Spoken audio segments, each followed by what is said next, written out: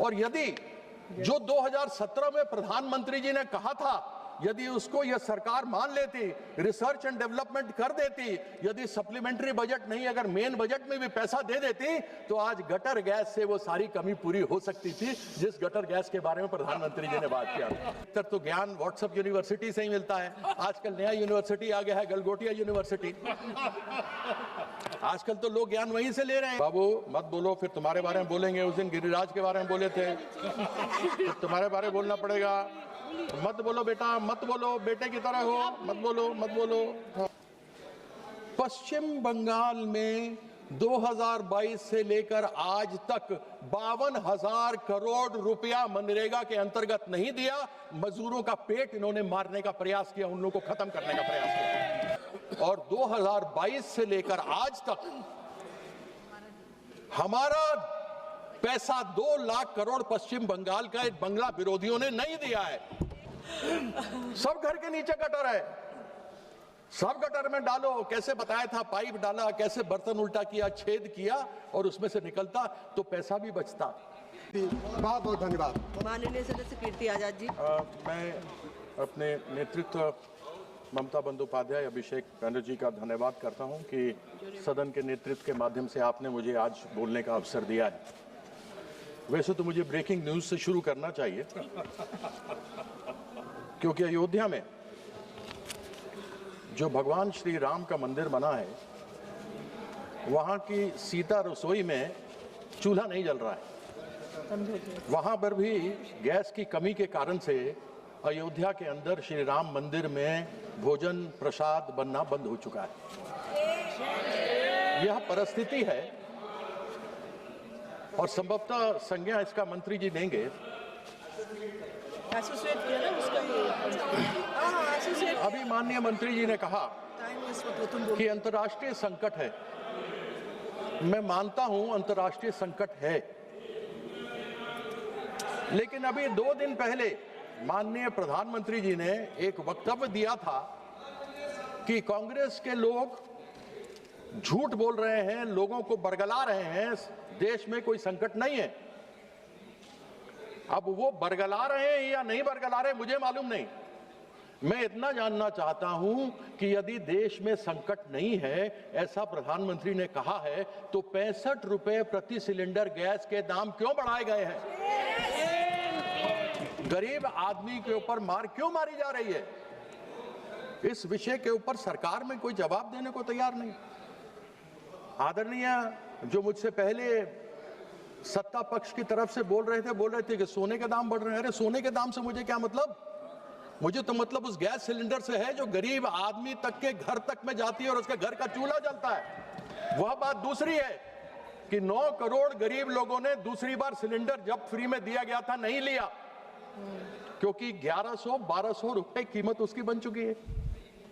ऐसी परिस्थिति में मैं क्या कहूं, मुझे समझ नहीं आता। और साथ ही साथ तो मैं यहाँ सभी लोग बैठे हुए हैं, सब जानते हैं और ये पूरा सदन जानता है कि हमारे माननीय प्रधानमंत्री जी का जो सोच है वह आविष्कार के बारे में सोचते हैं। और यदि जो 2017 में प्रधानमंत्री जी ने कहा था, यदि उसको यह सरकार मान लेती, रिसर्च एंड डेवलपमेंट कर देती, यदि सप्लीमेंट्री बजट नहीं अगर मेन बजट में भी पैसा दे देती, तो आज गटर गैस से वो सारी कमी पूरी हो सकती थी जिस गटर गैस के बारे में प्रधानमंत्री जी ने बात किया। सब घर के नीचे गटर है, सब गटर में डालो। कैसे बताया था, पाइप डाला, कैसे बर्तन उल्टा किया, छेद किया और उसमें से निकलता तो पैसा भी बचता। इतना हमें आयात करने की आवश्यकता नहीं पड़ती।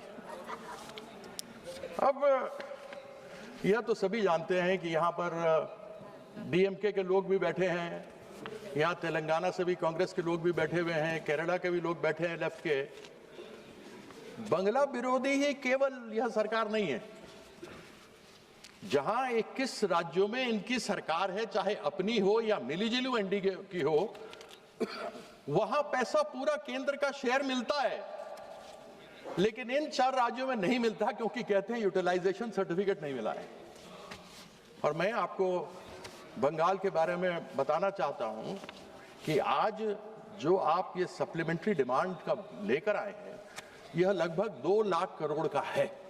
नेट जो मांग है वो 2 लाख करोड़ की है और 2022 से लेकर आज तक हमारा पैसा 2 लाख करोड़ पश्चिम बंगाल का बंगला विरोधियों ने नहीं दिया है। ये बोलते हैं हमें उपयोगिता प्रमाण पत्र चाहिए, यानी यूटिलाइजेशन सर्टिफिकेट। इनको यूटिलाइजेशन सर्टिफिकेट दी गई, यूटिलाइजेशन सर्टिफिकेट दे देते हैं, उसके बाद ये जवाब नहीं देते, 6 महीने के बाद कुछ और कर देते हैं। और आज ये खड़े हुए इन्होंने जिस प्रकार से बंगाल के लोगों को दबाने का प्रयास किया है, एक चीज समझ लें कि बंगाल के लोग डरने वाले और दबने वाले नहीं हैं। पहले भी मुंह की एक 2021 में खाई थी, 2026 में भी खाने वाले हैं।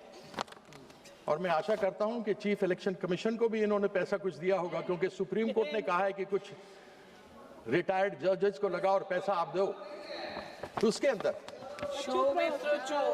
अब आप मुझे बताइए कि मनरेगा इस्तेमाल, जिसका नाम इन्होंने बदल दिया, वह मनरेगा गरीबों के लिए योजना है। उसके माध्यम से गरीब आदमी कम से कम 100 दिन की रोजगार की बात होती है, उसके अंदर उसको पैसा मिलता है, वो कमाता है और जो कुछ होता है उससे अपना घर का पालन पोषण करता है। पश्चिम बंगाल में 2022 से लेकर आज तक 52,000 करोड़ रुपया मनरेगा के अंतर्गत नहीं दिया। मजदूरों का पेट इन्होंने मारने का प्रयास किया, उन लोगों को खत्म करने का प्रयास किया। लेकिन ये हमारी सरकार है, जहां नाम आपने तो बदला लेकिन हमने महात्मा गांधी का नाम रखा और श्रम श्री को महात्मा श्री कार्यक्रम के अंतर्गत चालू किया। इन 4 सालों में 100 करोड़ दिन लोगों को काम दिया, जिसमें 78 करोड़ पीपल खाताधारियों को लाभ हुआ है। आपने तो प्रयास कर लिया, कितने भी तो कर ले सितम, हंस हंस के नहीं सहेंगे हम। चलो उसका अंत बाबू मत बोलो, फिर तुम्हारे बारे में बोलेंगे। उस दिन गिरिराज के बारे में बोले थे, फिर तुम्हारे बारे में बोलना पड़ेगा। मत बोलो बेटा, मत बोलो, बेटे की तरह हो, मत बोलो, मत बोलो। हाँ, दादा की तरह। अब आपने कहा था प्रधानमंत्री आवास योजना ग्रामीण 2022 तक सबको घर मिलेगा। अब 2047 तक चला गया। मुझे मालूम नहीं भैया 2047 में से हम लोगों में से कितना जिंदा रहेंगे, मुझे अपने बारे में तो मालूम नहीं, बाकियों के बारे में नहीं कह सकता हूं। लेकिन तब कौन देखेगा मिले कि नहीं मिले। आपने यानी इस बंगला विरोधी सरकार ने 2022 से लेकर 2026 तक, जो अब तक की बात मैं करता हूं, केंद्र सरकार ने 24,000 करोड़ प्रधानमंत्री आवास योजना ग्रामीण के अंतर्गत देना था, नहीं दिया। 32 लाख लोग उससे वंचित हो गए। यानी कि 2022 में जो छत मिलना था, जो 2047 तक चले गए, वह नहीं मिला हमें।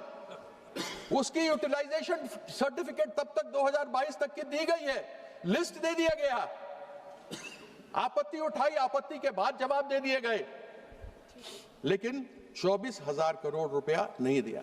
हमारी नेत्री ममता बंदोपाध्याय ने कहा कि हम बंगाल के किसी भी व्यक्ति को, बंगाल में सब जगह के लोग आते हैं, बाहर से भी हैं, केवल बंगाल के नहीं रहते, हिंदी भाषा भाषी बोलने वाले भी हैं। उन्होंने अपनी तरफ से वहां पर 24,000 करोड़ रुपया केंद्र सरकार को देना था, लेकिन पश्चिम बंगाल सरकार, ममता बंदोपाध्याय की सरकार ने बंगलारबाड़ी में 38,400 करोड़ रुपया दिया। She gave, instead of the central government had to give 24,000 crore, but the West Bengal government gave 38,400 crores, यानी 14,400 करोड़ ज्यादा दिया। हम ये जानना चाहते हैं कि इस प्रकार का सौतेला व्यवहार करने का क्यों प्रयास रहता है। अब सर्व शिक्षा अभियान का बात कर लेते हैं।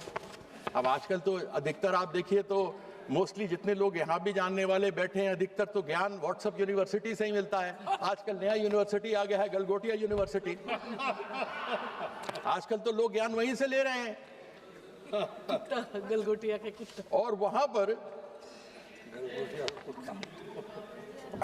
हमको विकसित भारत में लोगों को पढ़ाना लिखाना है। इस समग्र शिक्षा अभियान के अंदर 19,000 करोड़ रुपया हमारे बच्चे बच्चियों को नहीं दिया। हम विकसित भारत बना रहे हैं या अशिक्षित भारत बनाने का प्रयास कर रहे हैं। बंगाल का बच्चा, बंगाल की बच्ची बिना पढ़े लिखे नहीं रहेगा। और वहां इस प्रकार के कार्यक्रम वहां की सरकार ममता बंदोपाध्याय ने किए हैं कि कन्याश्री, रूपोश्री जैसे कार्यक्रम है। कन्याश्री को तो यूनाइटेड नेशन, यूनिसेफ ने अवार्ड दिया है, जिसमें 18 साल की बच्चियों को जब 11वीं 12वीं पास करती हैं तो 25,000 रुपए उनके खाते में डायरेक्टली डाले जाते हैं। ये है पश्चिम बंगाल। मुद्दई लाख बुरा चाहे तो क्या होता है, वही होता है जो मंजूर खुदा होता है। जो 21 में हुआ वही 26 में भी होने वाला है। आप प्रयास कुछ भी कर लीजिए, आप सफल नहीं होने वाले कुछ भी। अरे अभी तो 5 मिनट भी नहीं हुए मैडम, मैं तो चिट्ठी देख के कर रहा हूँ। अध्यक्षा महोदया, इतना ज्यादा भी कंप्लीट कर लीजिए। आपको मालूम है अम्फान जैसा तूफान आया था और 2014 से 2024 तक ऐसे अनेकों तूफान पश्चिम बंगाल में आए। हमने डिजास्टर मैनेजमेंट के माध्यम से इन 10 सालों में 43,500 करोड़ रुपया डिजास्टर मैनेजमेंट में मांगा था। आपने तो हमारी आवाज नहीं सुनी, बात नहीं सुनी, और केवल 7% आपने उस डिजास्टर मैनेजमेंट में दिया। लेकिन पश्चिम बंगाल की सरकार ने अपने बलबूते जितने भी लोग अस्थायी हो गए थे, जिनके घर उजड़ गए थे, जिनका काम उजड़ गया था, उन सबों को वापस लाकर स्थापित कर दिया, जिससे कि उन लोगों को कोई तकलीफ ना हो। लेकिन बंगला विरोधी या केंद्र की सरकार, इसने केवल 7% पैसा दिया, यानी 100 रुपया मांगा तो 7 रुपया दिया। अब थोड़ी सी केंद्र सरकार पे आ जाता हूं। एनएच जाता है बंगाल में, जितने भी एनएच है, वैसे तो एक बार माननीय अश्विनी वैष्णव जी हैं, मेरा उनसे कोई विरोध तो है नहीं। मैं खत्म कर रहा हूं, मेरे को आपने 10 मिनट का समय है, मैंने 6 मिनट बोला है, मैं 4 मिनट में और बात खत्म कर दूंगा, मैं 9 में ही खत्म कर दूंगा। मैंने उनसे एक दिन प्रश्न पूछा, हो गया समय। मैंने उनसे प्रश्न पूछा कि आपने अमृत भारत स्टेशन स्कीम के अंतर्गत पश्चिम बंगाल में 101 स्टेशन को क्रमित करने का लक्ष्य दिया था, लेकिन 2023 से 2026 3 साल हो गए, केवल 3 हुए। तो मैंने उनसे ये प्रश्न पूछा, माननीय मंत्री जी हैं, सभा में हैं, संभवतः जो सभापति थे, क्योंकि हल्ला हो रहा था, वो सुन नहीं पाए कि उनका जवाब। मैंने उनसे पूछा था लंदन, वो बात कर रहे थे Tokyo. Looking London, talking Tokyo.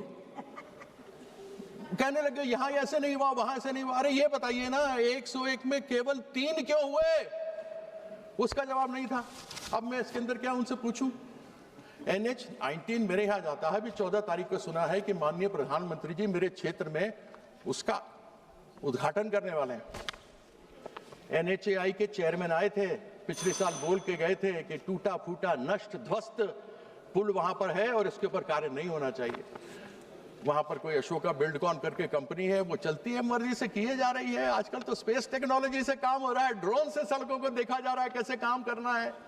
उसी प्रकार से पालसे तो दानकुनी, वहां का पूरा का ब्रिज नीचे गिर गया और इन सबों का जा रहे हैं माननीय प्रधानमंत्री जी। मुझे बड़ी प्रसन्नता है, कुछ तो मिल गया एक बार फिर से इनके बारे में बोलने के लिए।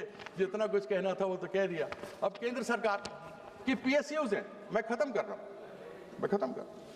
केंद्र सरकार के अनेकों PSUs हैं। मेरी कॉन्स्टिट्यूंसी बर्धमान दुर्गापुर, ये मैं दुर्गापुर क्षेत्र की बात कर रहा हूं। अनेकों बार बात करते हैं विकसित भारत, आत्मनिर्भर भारत। अभी जो समस्या हुई है उसके कारण से हमको फर्टिलाइजर की समस्या होने वाली है, API की समस्या होने वाली है, गैस की समस्या हमको होने वाली है। हमारे यहाँ HFCL था, हिंदुस्तान फर्टिलाइजर कॉर्पोरेशन लिमिटेड, जो हल्दिया में था और यहाँ था। वहां पर 1000 एकड़ जमीन पड़ी हुई है। उस 1000 एकड़ जमीन के अंतर्गत यदि आप चाहते तो फर्टिलाइजर प्लांट शुरू कर सकते थे। हिंदुस्तान ऑप्थेल्मोलॉजिकल ग्लास लिमिटेड वहां पर है, वहां पर मेटल्स एंड मिनरल्स कॉर्पोरेशन है। वहां पर इस प्रकार के अनेकों केंद्र सरकार के जो बेकार पड़े हैं, और राज्य सरकार कहती है कि आप कृपया या तो आप उसके ऊपर काम शुरू कीजिए या हमें वापस दीजिए, जैसे कि हम अपनी इंडस्ट्री खड़ी करें। Thank you.